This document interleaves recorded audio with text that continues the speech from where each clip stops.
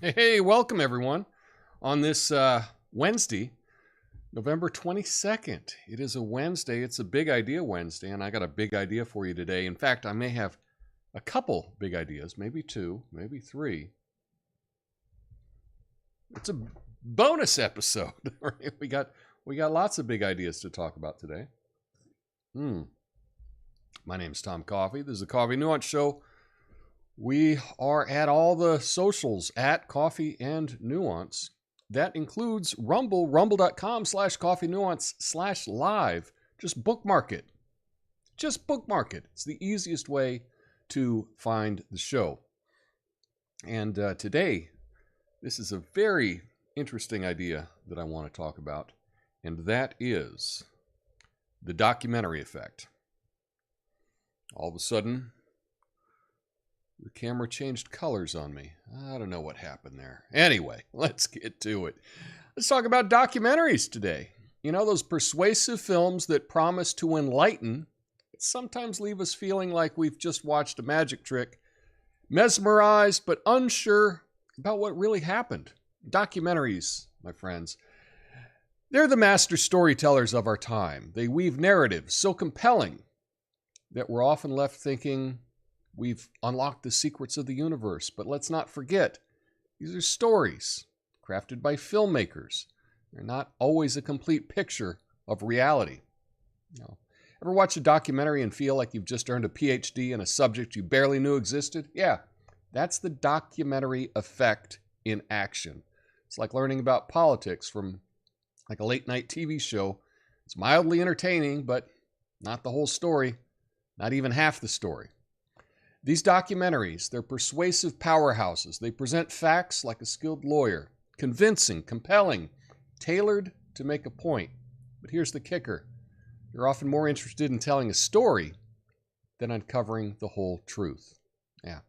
Cherry-picking evidence is their game. It's like a buffet where they serve you appetizers and insist there's no main course. Sorry. But I'm here for the full meal deal, and dessert is part of the meal. Full disclosure, I've been duped by these persuasive pieces of art myself. I still haven't figured out if Mr. Brainwash is genuine or satire. Good work, Banksy. So, how do we navigate this sea of storytelling? Simple. My truth-hungry friends, stay curious, be skeptical. Don't let a documentary be the sole proprietor of your beliefs. The final score doesn't tell you how the game went. In the end, documentaries are like that friend who's always got a good story to tell at the bar. Entertaining? Absolutely.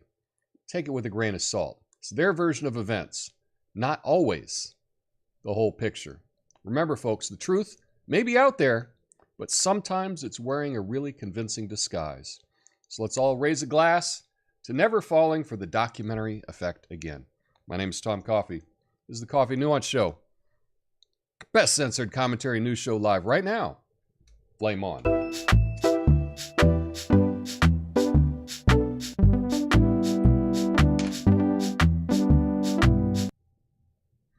Yeah. So this is it. This is the idea. It is the documentary effect. Now, this is not an original idea. I originally heard of this through Scott Adams, and as I was preparing to make this video, I found a guy that wrote a piece about it, about the documentary effect. I will leave a link in the description to his article that he wrote. But it really is important to know that if you watched a documentary, you may not know anything more about the subject than before you watched the documentary, but you're going to have a lot more confidence in it. That's the big issue. So there's a couple different tricks of persuasion that are used in documentaries, and that they may not be necessarily the most balanced. Right? One of them is, in documentaries, they always try to find a very powerful image. And we are more convinced by images than we are with, rationale. So when the documentary filmmaker can choose these powerful images, it's very persuasive. Another thing, this is a trick, and you will see this in documentary movies. They will zoom in on the expression of people's faces. When you see somebody's face emote in a certain way, that really has a connection with people. That can really express fear or understanding or heartbreak or whatever it is the documentary filmmaker is trying to get across. So when you're watching these documentaries, be aware of that is one of the tricks that is used to make a connection with you. Because when you connect with things, it's easier to persuade you. Also, be aware of the colors that are chosen. You know, there's lots of filters. Much like Instagram has filters, documentary filmmakers have filters. They may do things in black and white to make it seem more serious. They may have a muted tones in the colors that they choose. All of this has an effect on how you are to view the subject. And just be aware that these choices do have an effect on what you think about the subject. Another trick or technique, I guess you could say, is the use of celebrities.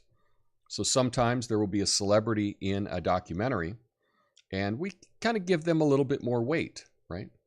But then when they choose to use regular people, right, look at how they're presented. Look at how they're sitting. Look at how the interview is conducted. All of these things have an effect on what we take away from the film. And, often we're not just, and you can also compare, right, the interview that they have with someone that they want you to believe and the interview that they have with someone that they don't. Look at the editing on that. It's all very precise, and it's all deliberate. That's the thing. It's all deliberate to craft a story, not necessarily the truth. Because a good story sells a whole lot better than like boring truth. That's for sure. And lastly, look for a call to action, a CTA, a call to action. If you are watching a documentary and there is a call to action, they want you to do something. They want you to write a letter. They want you to sign up for something. They want you to share, whatever it is. If there is a call to action, that is a signal that the filmmaker is trying to persuade you. Okay? There's nothing wrong with that. There's nothing wrong with asking someone to do something. In fact, I may ask you right now, if you're watching the live stream, go ahead, smash the like button. It helps in the algorithm and it helps this channel grow. Perhaps that's what they say. So yeah, I'm asking you to do something. I'm asking you to hit the like button. But in a documentary, if they are asking you to do something, that may be a tip-off that it might not be as nuanced as it may appear. So that is the idea today. That is the idea, the documentary effect. You watch a documentary, you're only seeing one side of the argument most of the time. Most of the time. And even if they say they're presenting both sides of the argument, often there is one particular view that they want to skew it towards. We're all human, right? We all have our opinions. And if we can make our opinions seem more reasonable, right, then it is more persuasive. So, yeah. Now, I've heard examples of documentaries on certain topics, and you watch one documentary and you're totally convinced of one thing. You watch the other documentary, then you're totally convinced of that side of it. Yeah. But if you only watch one side of the argument, right? If you only watch one presentation, you're not hearing anyone refute it. Well, guess what? Like in court, if you were to only hear the defense, but the prosecutor never got to make a case, you would side with the defense.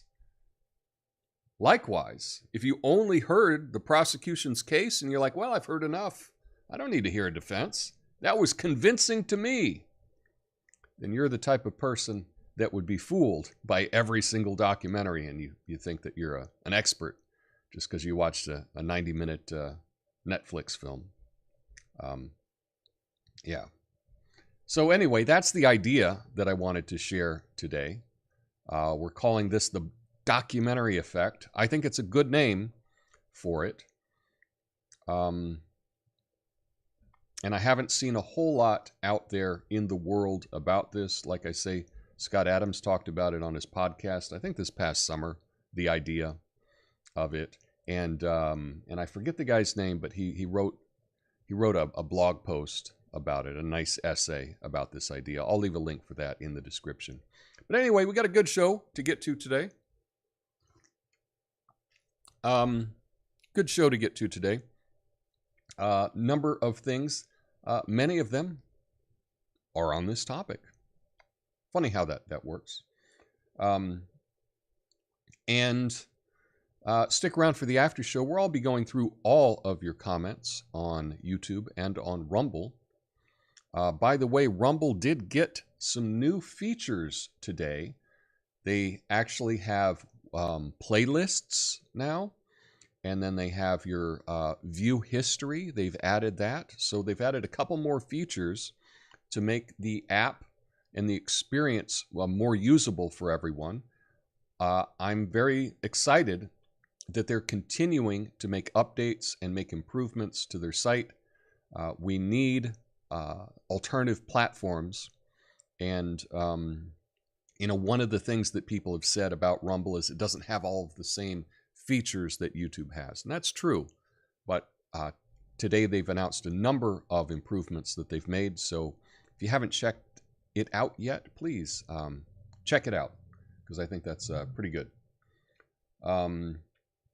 Anyway, next up, we're going to get to a story. And I need your help. I need your input for naming something.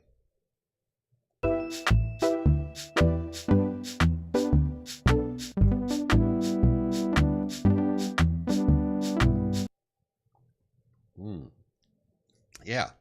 Judge in Oregon ruled that a voter-approved gun control measure, law, Measure 114, violates the state constitution.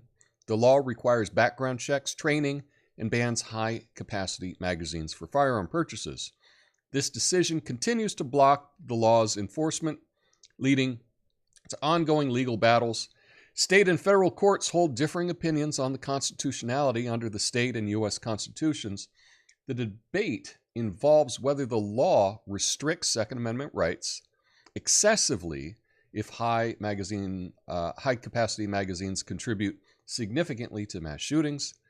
The conflict reflects an evolving legal landscape, Supreme Court ruling on gun laws impacting several state regulations. Appeals and potential Supreme Court involvement may further shape the future of this contentious measure. So this is something that I don't know if your state has it, but we have these voter initiatives that can get on ballots. Often they are funded by dark money.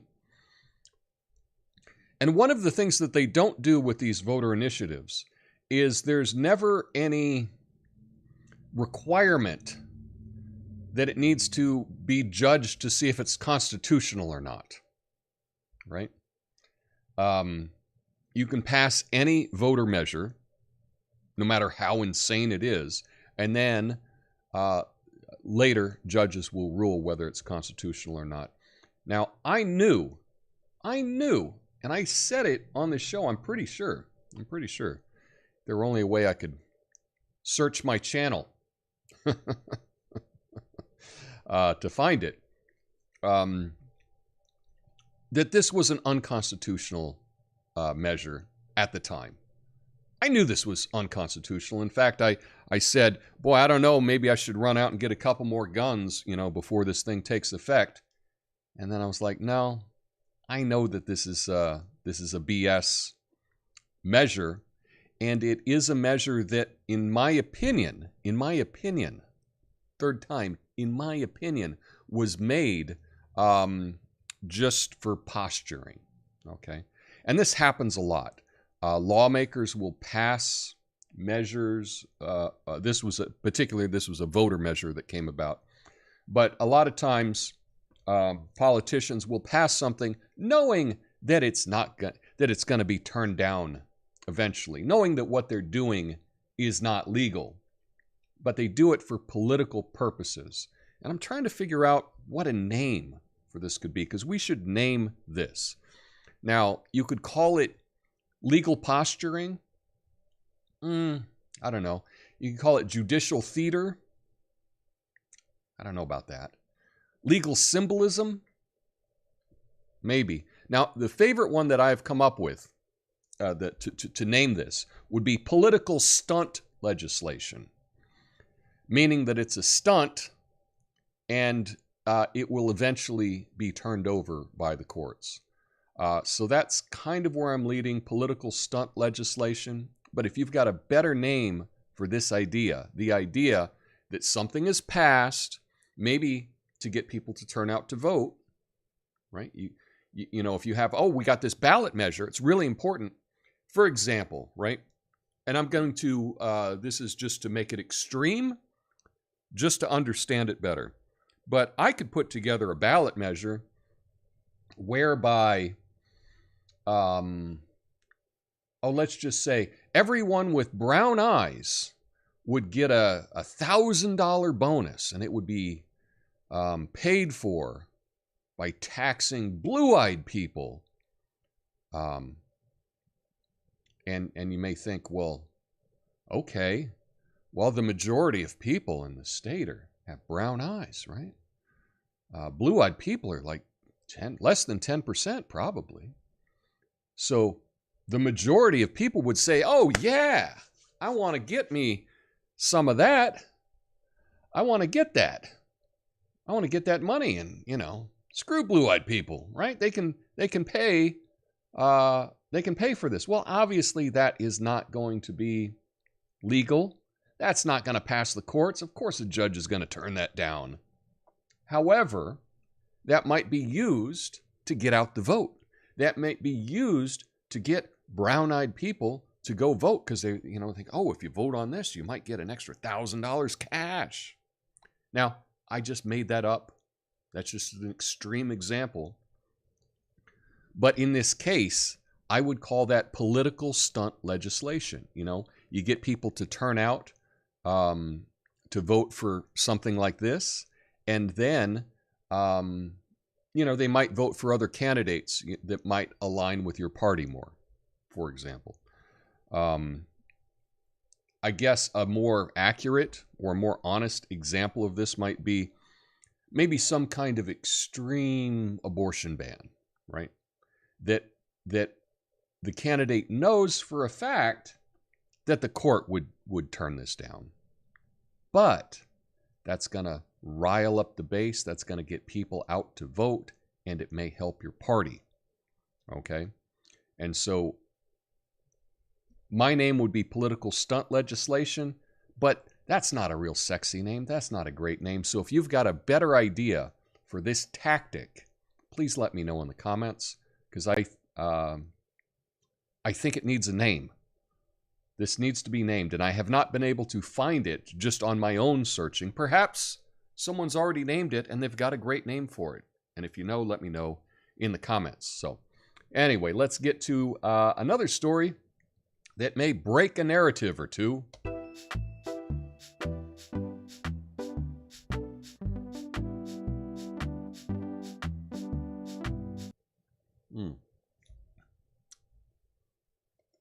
There we go. Vladimir Putin addressed the G20, expressing a desire to end the tragedy of the war in Ukraine, signaling a more conciliatory stance. He acknowledged the shock caused by military actions and emphasized Russia's willingness to engage in peace talks with Ukraine. The conflict, ongoing since 2014, has been devastating, leading to casualties and displacements. Putin's participation at the G20 reflects a shift in his approach to global diplomacy on the Ukrainian conflict. Now, one thing that I did find very interesting, I did watch his presentation on this. He has made the claim, and I am not saying that this claim is true, that he has always been open to negotiation with Ukraine on this, and that it is Ukraine that does not want to negotiate at all about this conflict. That Ukraine has withdrawn from any negotiation, and he has always and is still open to negotiating an end to this conflict. Sounds a little bit different than what I have been getting in the corporate media. Again, I'm not taking sides on this. I'm not saying anyone is good or anyone is bad at all on this. I think the entire thing that's happened over there is tragic and is very sad. But it is interesting to have him claim that Russia has always been open to negotiating an end to this, and it is Ukraine that is not. I don't know that that is true or not. Perhaps we will see some articles fact-checking this. But I did find that to be an interesting, bold claim. If true, makes me wonder what's really going on here. I don't know. But that is the claim that he made. So I hope all parties can come together and we can put this to an end, because this has just been devastating, and continuing it, in my opinion, just means more and more suffering. So hopefully this can end soon.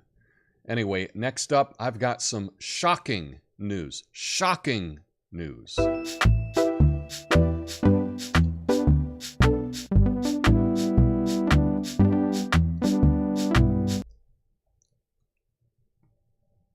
Polish Academy of Sciences followed 11,000 Americans for 20 years and found that men, that's right, men, benefit more from being perceived as attractive than women in terms of education and career success.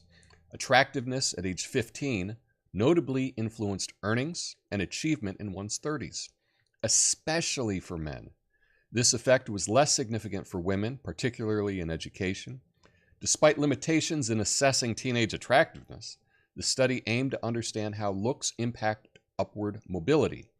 Men seem to experience more social mobility based on perceived attractiveness compared to women, particularly in education and income. The study's findings challenge previous beliefs, but also acknowledge complexities and limitations in assessing attractiveness and its impact on success. So I have thought this for quite a while. I just think that perhaps men are a little bit more honest in this case. We all know that men like attractive women, right? And we have always heard, that women don't care, and women are into powerful men or into men that can provide, et cetera, et cetera. However, according to this study, it's men's attractiveness that they benefit from more so than women. Interesting. It's an interesting thing to think about. I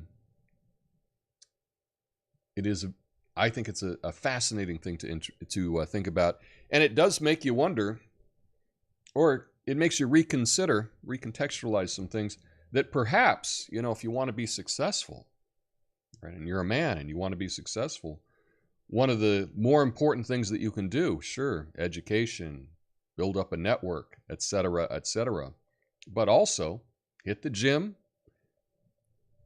find a decent haircut, figure out what clothes work for you, figure out the look to make yourself look the best, because that might have more of an effect than a lot of other things. And I think many men, myself included, doesn't even consider that to be part of it. I don't even think about that because I don't think that way. Or at least I don't believe I think that way. But I have seen it in other people. It's a lot easier to see other people do things than self-reflection. But I have noticed that in my real life that really good-looking guys tend to get breaks that regular-looking guys don't get, especially with women.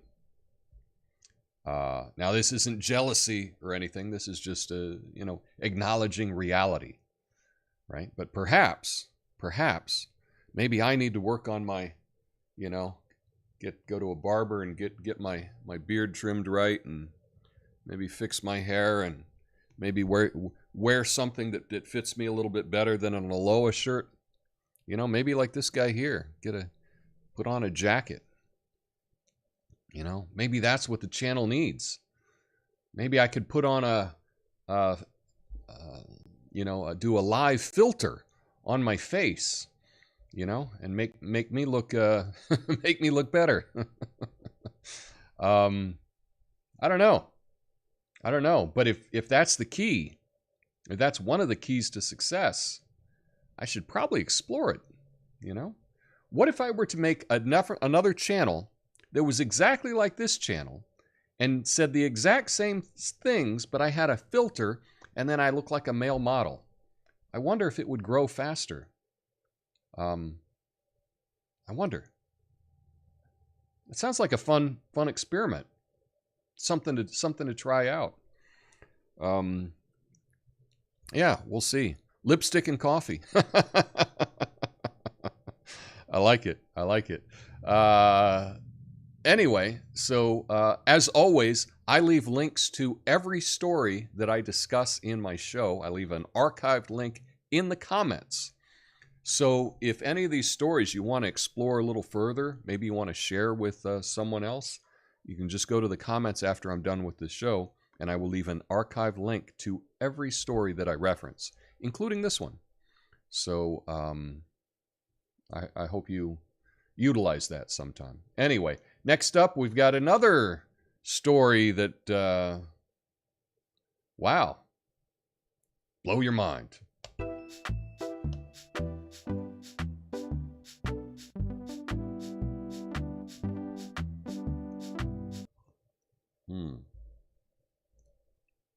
Kim Taylor, the wife of a county supervisor in Iowa, was found guilty of 52 counts of voter fraud after attempting to manipulate votes during the 2020 elections to benefit her husband's political campaigns. What?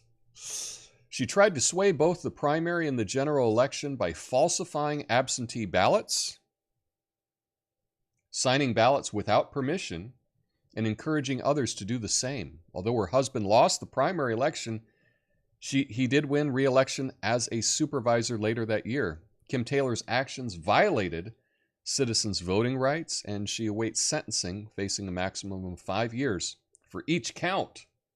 Despite her conviction, her husband, Jeremy Taylor, who is still serving as county supervisor, defended her, expressing respect, for the legal process.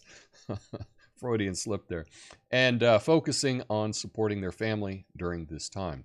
Now, did I mention what party Kim Taylor was?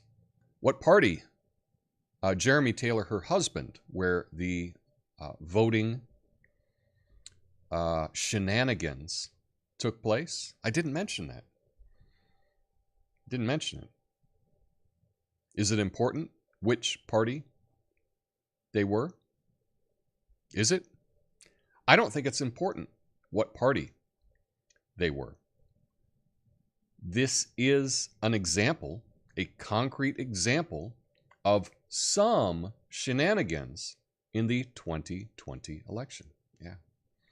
Now, as it turns out, Kim and her husband are Republicans. Now, perhaps, those are the only kind of voter fraud cases that can make it through the courts. I don't know. Or perhaps it's only in this one particular case that there was a naughty Republican. It's a possibility. That's a possibility. But this is a concrete example of election fraud in our country. Perhaps we should be making some changes to make voting in our country more transparent and less hackable and less susceptible to voter fraud. We can do it. We can do it.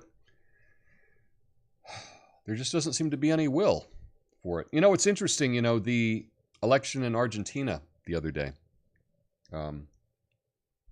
Hand-counted paper ballots. And you know what I'm not hearing from Argentina? I'm not hearing any accusations of voter fraud. I'm not hearing any accusations of manipulation or anything like that. It's because the entire thing was done in public. It was counted in public with witnesses, and they were all paper ballots. It was very transparent. And we don't really see any accusations of wrongdoing. Perhaps that's a model that we can copy. That the United States, the richest country in the history of mankind, maybe we should copy some developing countries to get our democracy right. It's probably not going to happen, though. Yeah. Anyway, we got something fun here.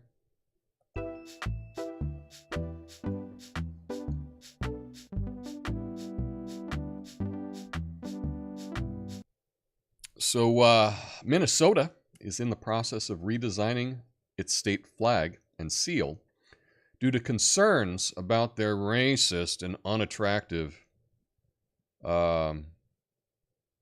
nature. Yeah. After sifting through numerous proposals, the final designs prominently featured blue, green, and the North Star, despite popular support for a flag featuring the state bird, the loon. It didn't make the cut. Although the loon-centric design is in contention for the seal, okay, the legislative committee responsible for the redesign is aiming to adopt new designs by the end of the year, with the new flag expected to be hoisted by May unless vetoed by the legislature. The commission plans to gather additional public input before finalizing the design. So here we are. We can look up here in the corner. And those are the 6 designs that are in contention for the new flag of Minnesota. Gotta say, not a fan. Not a fan of any of them. In the upper left, that kind of dark blue, that's about half the states in the country have that dark blue, including Oregon. You know, we got that dark blue with like the seal in the middle. State of Minnesota, you know. Boring. We got to stand out a little. The upper middle one, it's vaguely the shape. The dark blue is vaguely the shape of Minnesota. Okay. How much better would it be if it was the actual shape of Minnesota? I think that would be cool. You make it in the shape, the blue in the upper middle there. You make that, now it just kind of looks like a K, but make it the actual shape of Minnesota. That would be kind of cool.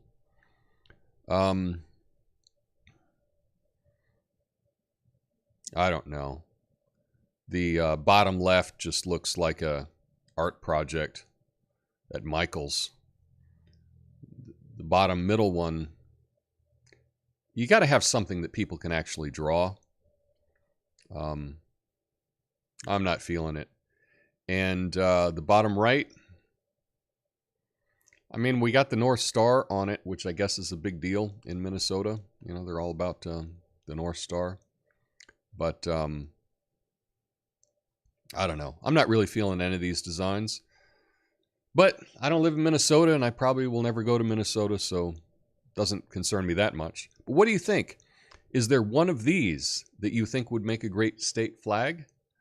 I would say 1, 2, 3 on the top, left to right. 4, 5, 6 on the bottom, left to right. I would make a change to number 2, like I say, and I'd put it in the shape of Minnesota. That might be kind of cool. And I'd probably put the green. I'd swap the green and the white to have the white stripe in the middle. But that's just me. That's just me. We'll see what they come up with. Anyway, last up today, we got to get to some good news. So let's get to the good news.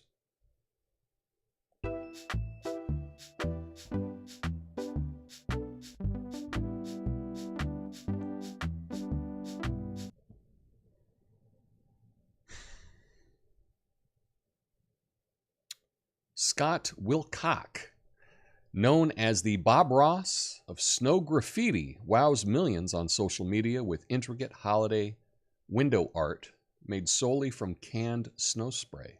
Yeah.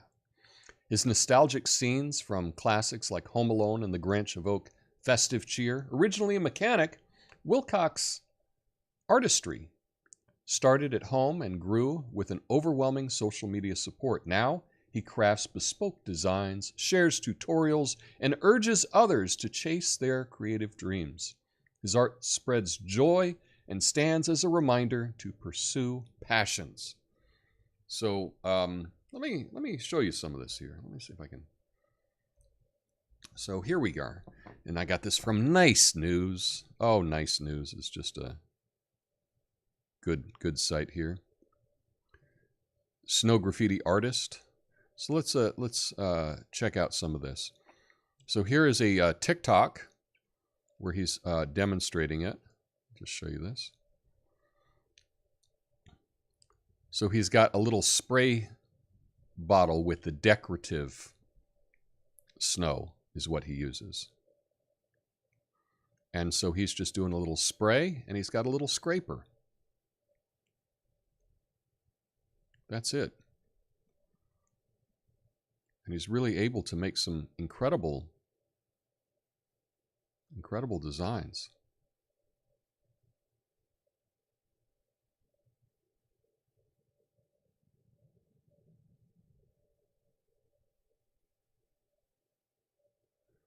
Wow. Look at that.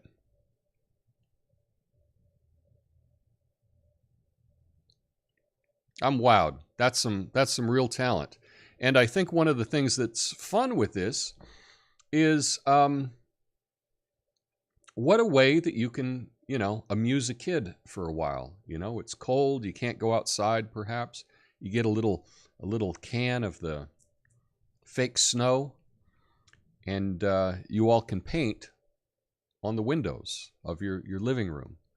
I think that would be a fun activity for everyone, really, to try their stuff. And again, when you're done, you just, wipe it off. It's gone. Kind of like drawing in sand, right? But here he's got more snow graffiti. That's from Elf, I guess. And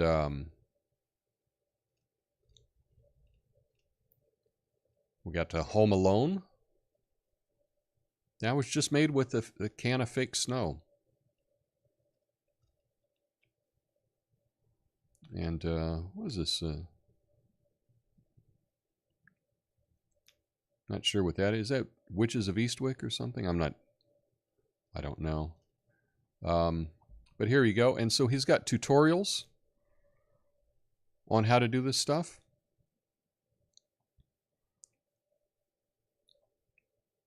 Obviously, I've turned the audio off for this, but you can you can check that out. Again, I will leave a link to everything I reference in my show today, including a link to this page, so you can check this out. But I think what he does is pretty inventive, pretty clever, and it might be something fun to try with the kids.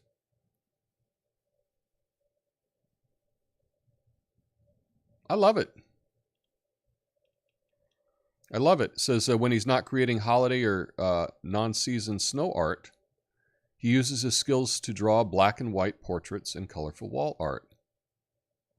But yeah, no, this is really cool. It brings life to windows, walls, neighbors, and people love it. So that's something that you can maybe try out. This is like the fun crafting idea that you didn't even know existed. And, you know, now I want to try it out. This looks fun. What do you think? Would you try this on your windows? I think it looks like a lot of fun.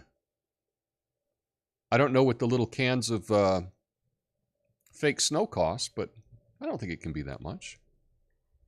But what a cheap way to get some decorations. So anyway, that's what I have for today. That's all I have prepared. Tomorrow is Thanksgiving. I have decided that I will not have a noon show tomorrow. I think I'm just going to go do Thanksgiving with the family. But I will be back tomorrow night for an extra long episode of Midnight Americano. So hope you can join me there. Tomorrow night I will be live at midnight on the East Coast, 9 p.m. on the West Coast. And tonight I will be doing Midnight Americano again, you know, as well. 9 p.m. on the West Coast, midnight on the East Coast. So if you're at home, if you're not at the night of the year tonight, I think the Wednesday before Thanksgiving is like bars are packed because people, you know, they're they go to visit family and they want to get out. So I think the bars are packed tonight. But if you're not out at a bar tonight, if you want to join us for Midnight Americano, I'll be live 12 a.m. on the East Coast, right here on this same channel. Stick around for the after show. I'll be going through all your comments, and be back tonight. Not tomorrow during the day, but tomorrow night I'll be back, and then I will return for a noon show, noon on the West Coast, on Friday, a fact check Friday. So hope to see you then. Anyway, till then, peace.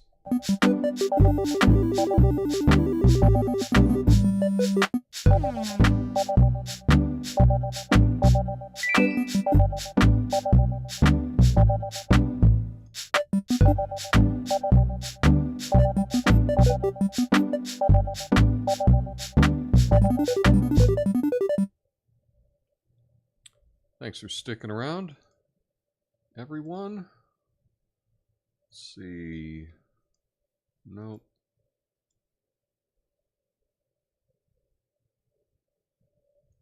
That's it.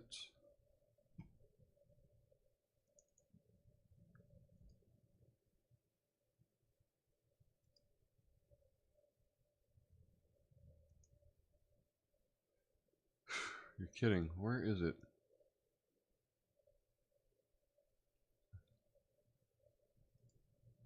There we go. Okay, now I got all your chats up on the screen. Forgot to set it before we got going. But here we are. Let's check it out. Hashtag RumbleGang. Tobias is here with the TLA. That is the three-letter acronym FYT. You can guess what that is, or you can just look at the screen. Ox says, political fake bills and promises. Democrats often talk about progressive party policies, but then when it comes to a vote, it shows that they don't actually want it or even want to vote for it. Yeah. That's the idea, and it's not just Democrats. I think it's all politicians, right? But often they will try to pass legislation that they know won't go through. They know the courts will overturn. Kind of like what Biden did with the original student loan thing. You know, he does like an executive decision on something, and knowing that the courts are going to overturn it, But he does it anyway for political capital. He does it anyway to get people excited or to have people think that he's a good guy or whatever the case may be. But all politicians do this, right? I'm not limiting it just to Biden, but they all do that. But we need to come up with a name for what we're going to call that shenanigan, so we can call it out. You know, a lot of times, if you have a name, if you can name something, then you can draw more attention to it. Political stunt legislation doesn't really have a ring, you know, doesn't really have the ring to it. So I'm sure that someone can come up with a better name. According to this viewer's opinion, some people say the Democratic Party is similar to the congressional bills with titles that do the opposite of its actions. Well, that is a totally different concept, and I understand that, but that's kind of like where they say, you know, I'm just making this up, like, you know, they'll call something the Restoring Dignity Act, and it will be the complete opposite. Or, you know, like the Clear Rivers Act. And what is the Clear Rivers Act? Oh, the Clear Rivers Act is we allow companies to dump more things into the river, or whatever. It just often, the naming of the bills is the opposite of what they actually do. Or you just name a bill to get people to vote for it. You know, you could just name a bill. I mean, why not just name a bill? Give Kids a Chance at Peace bill. Don't you want to support my legislation? What my legislation? It's the Give Kids a Chance at Peace bill.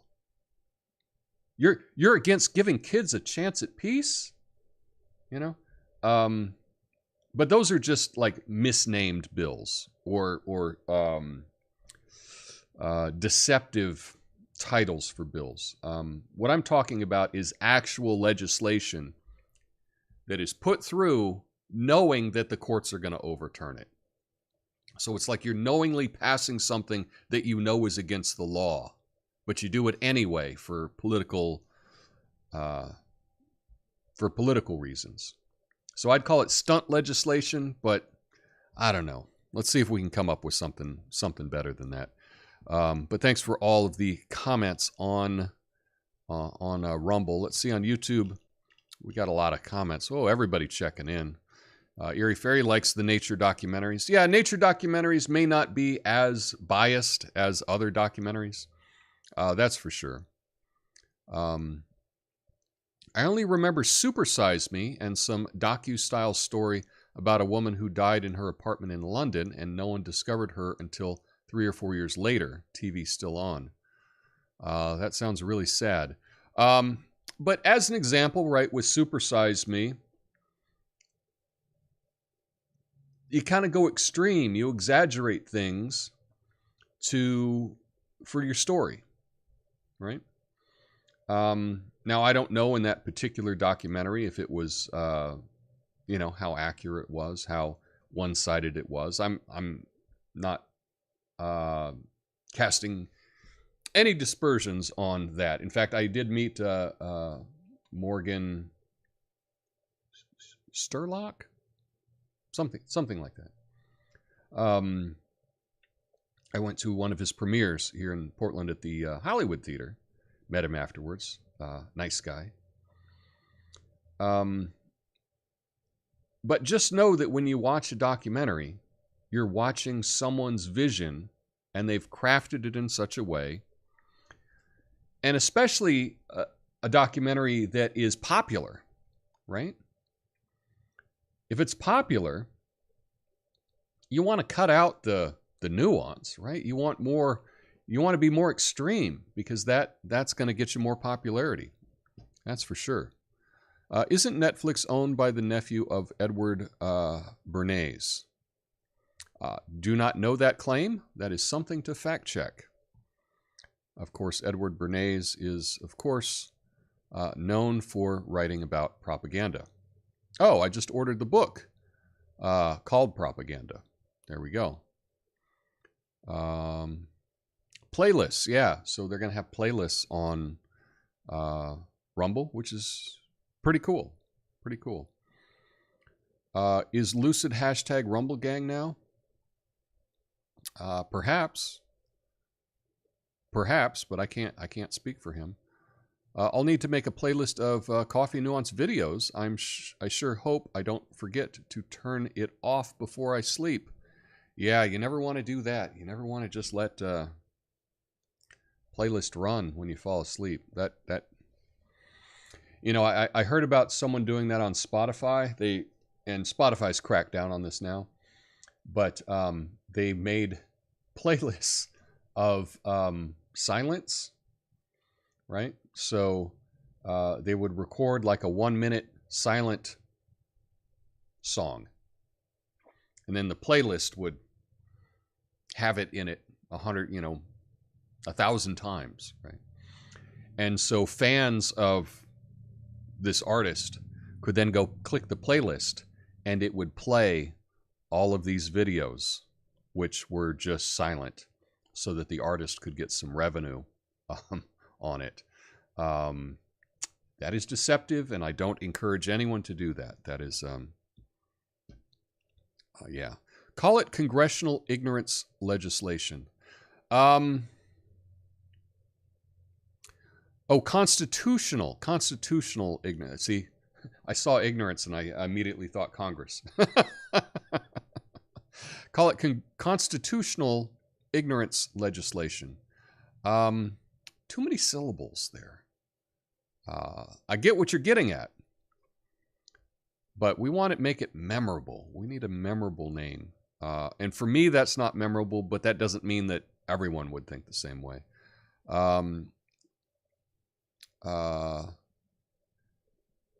I'm okay, then I have green and yellow eyes. Okay. Yeah. That example was just kind of silly. That is one of the issues with democracy. If we had like a true democracy, we could, like, someone could run saying, okay, if elected, I will take anybody that's in the top 1%, I'll take all their stuff and I will distribute it amongst the people, meaning like I'll just be Robin Hood, right? And obviously, right, most people would be like, oh, wait, you're going to take away a billionaire's stuff and give me some of it? I'll vote for that. So that should work, right? That should work. The 99% versus the 1% should have worked. Didn't work, because all of a sudden, that's when, I don't know, other narratives started to form. Anyway,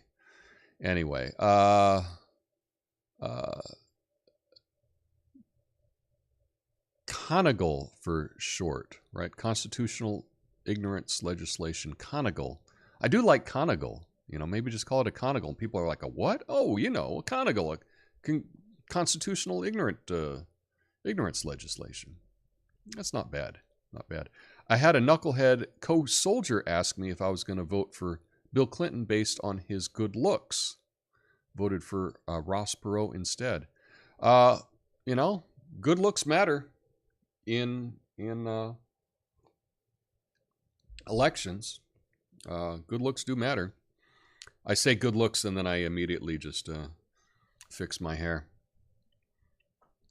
See, we're all susceptible to it.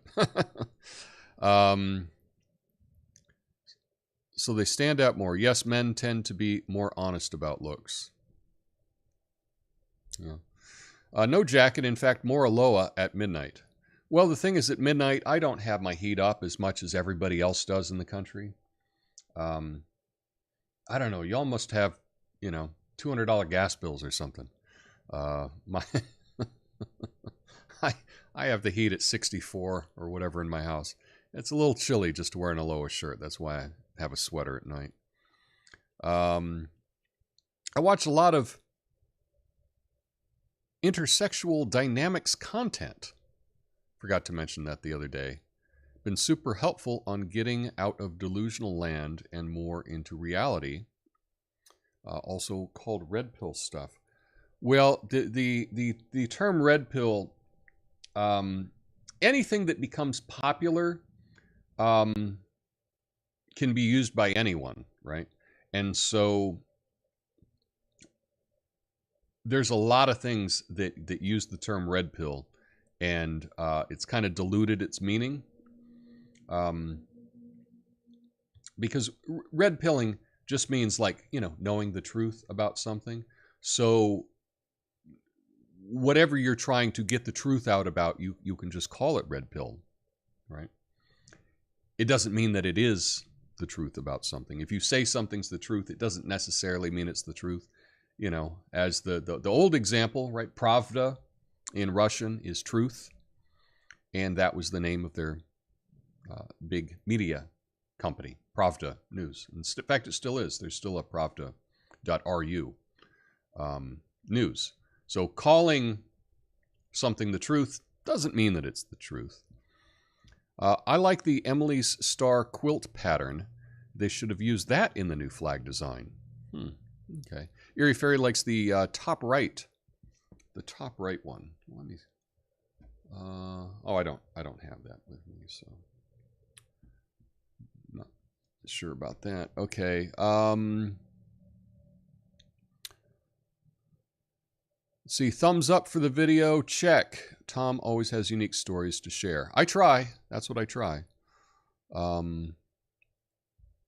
missed a lot. Missed last night's Midnight Americano, so I left a lot of comments. Okay, that works. What are you taking to Thanksgiving dinner, Tom? I do not know what I am taking to Thanksgiving dinner. I have not decided, but I just better decide pretty soon so I can get to the grocery store to buy whatever it is. I have not been assigned anything, and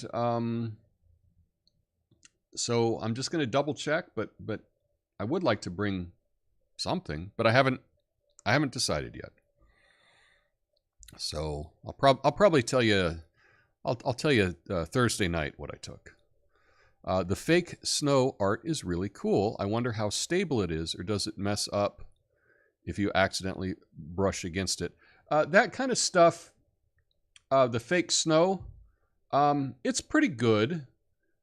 It stays pretty well. But yeah, you can just take your finger and wipe it off. But that's the fun, is that it's just a temporary art. Temporary art. I don't have HVAC. Okay. So I'm guessing you have, electric heaters. The extension on my place doesn't have central air and heat, and it has some aftermarket heaters in there. So I get that. It's freaking hot during summer and freezing now. Yeah. That's how it works. Specifically related to traditional gender roles, etc. That's why they call it that. I see. Anti-feminist propaganda, LOL. Well, like I say, with anything that becomes popular, then the meaning can get really shifted. I could say, like as an example, right?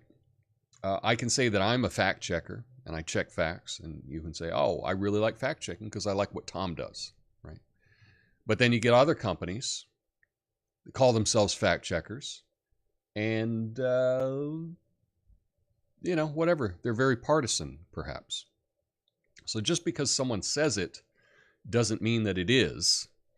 And the more popular something becomes, the more the term can get diluted. So, yeah. Anyway, I think that's all about I have for you today. Thank you for joining me. This was a lot of fun. And think about that the next time when you're watching a documentary. Just think about, am I falling for it? So anyway, that's all I have. Again, tonight I will be around Midnight Americano at midnight on the East Coast, 9 p.m. on the West Coast. Hope to see you then. And then taking the day off tomorrow for a happy Thanksgiving, but I'll be back tomorrow night. So we'll see you then. You all have a beautiful day. Peace.